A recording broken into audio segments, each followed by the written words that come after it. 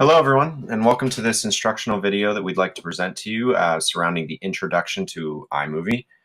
Today we'd like to give you an overview of the tools available in iMovie for the purpose of creating short content-based videos to upload to your class website or YouTube as per the flipped learning framework. As an overview for what we'll be reviewing today, we'll be talking about how to import video taken with a capture device, how to trim, order, and transition from video to video, how to incorporate title slides, how to incorporate music and or sound effects, and finally I'll be walking you through the export process so that you can share your video with your class through the class website or through YouTube. So when you're ready, you can navigate down to your dock here, and iMovie will show up as this little symbol in the dock, so you're going to click that and it'll open. I already have it open here, so I'll just pull it up. And this should be the first screen that you come across. So you're going to go to Create New. You can choose trailer, but I think it's easier to choose movie for our purposes for the flipped learning. To just jump right into it, we're going to start by showing you guys how to import a video or picture into here so that you can use it. So this little download arrow here is import video. It should be noted that you should already have whatever video you want to use saved somewhere on your computer so that it's easy to import, although you can also import directly from flash drives and SD cards and things like that. So I have a sample video that we're going to use here that I took from another class. You hit import selected. To put it into your timeline, you simply click and drag into the video section of the timeline along the bottom here.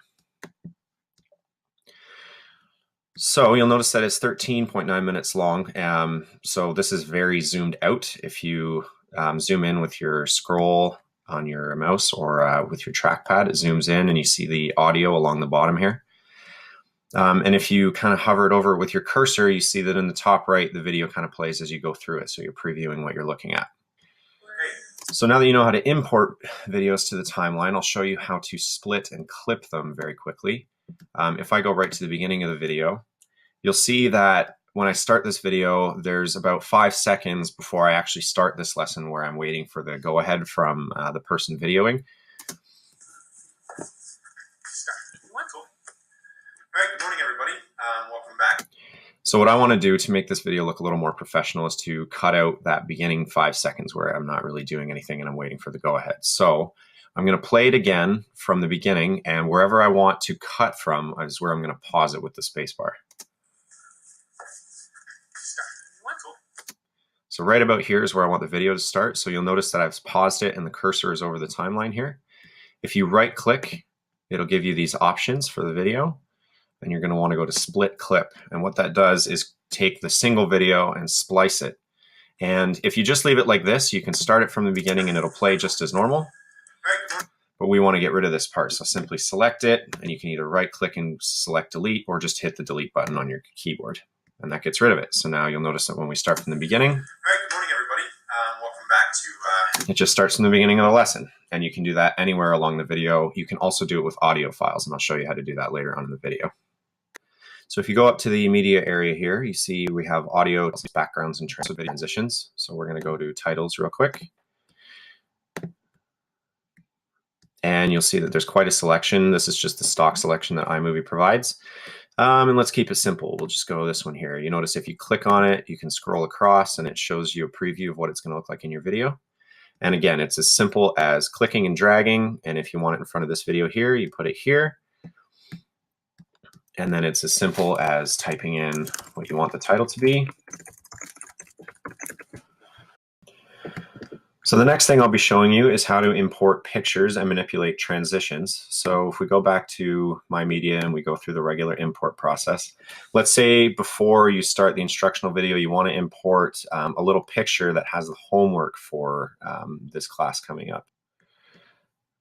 So you find this little homework picture that you've created, import selected. So if you want to put this before your instructional video starts to remind students of the homework, simply click and drag in between these two, and the title and the video, and it'll show up here. And you'll notice that it kind of animates itself. So for transitions, navigate to transitions in the media menu. And you can pick from any one of these preloaded transitions. Again, they preview it for you if you click on it.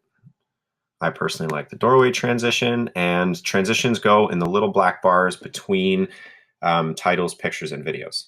So one here and one here. And then you'll notice if I play from the beginning, it doesn't just switch between these, it transitions with an animation.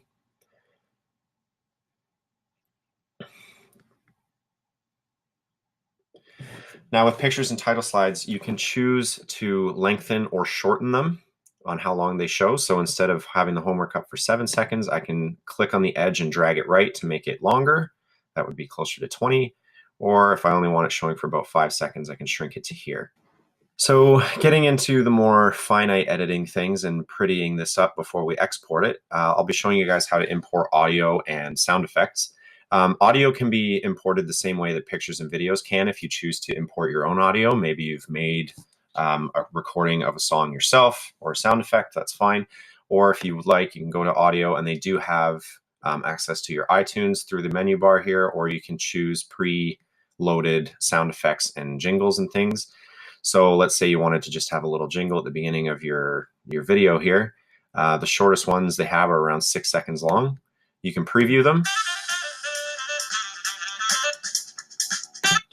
So let's say you want to have that underneath your title slide. You click and drag it to the music timeline, which is directly below the video timeline. You'll notice that as you move it along the timeline, sometimes it'll clip into the beginning or end of different slides to help you line it up with the right transition time. I want it right at the beginning. These audio clips you also can't lengthen or shorten, but you can adjust this, or if you wanted to just cut the length of this down, that's fine too. So if we go to the beginning and hit play, you'll hear this sound clip play along with the intro.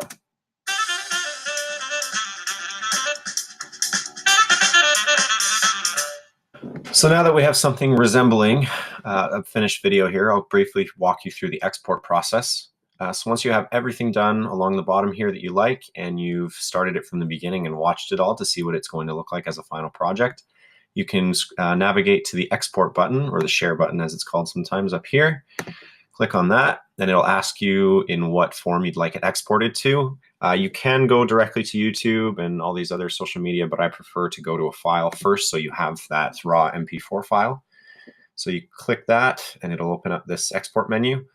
You type in a quick description about it. Here you type the actual title that you want associated with it. And then you can choose a couple other advanced settings. So the format, if you only want the audio, you can do that. Choose your resolution, the quality, and compression. It also gives an estimated time for how long it will take to export, as well as the estimated final size of the video. And once you've done that, you click Next, and it should start the export process. It'll ask you to save the file as a certain title and where you'd like to save it to. I'm going to go to Desktop, and you click Save. And then you'll notice that this load bar, or circle rather, has started up in the top corner here. If you want to click it, it'll let you know what it's working on. And after it's done processing it, it'll show you a timeline for how long it should take. And then after that, it should pop up on your desktop. And you'll have yourself a simple video that you can use to instruct your students and upload to YouTube through the typical process. So before we let you go, we thought we'd just send you off with some resources that we found and used to create our flipped learning videos. Some of these were mentioned in the previous supplemental video, such as flippedlearning.org. This is pretty much the database site and community site in terms of flipping classrooms. There's tons of lesson plans that you can find there, as well as discussion forums. This Google site that we found also has tons of math activities and a few other ones. This one is specifically a flipped learning style where they watch the lesson at home and work on a math packet. Doc's flipped classroom was also mentioned in the previous video. He has flipped almost his entire classroom and goes through how to do it. And then we also have some sites here that don't really offer much in terms of lesson plans, but they do have tons of educational videos so that you don't have to create your own. Some of these, like the ones from Khan Academy, are presented very much like a lecture. And then some of these other ones like SchoolTube and Study Gyms have those type of lecture style videos, or they also just have videos that kind of explore different scientific phenomena and things like that. So check them out. use them in your flipped learning classroom, and best of luck. Thanks for watching.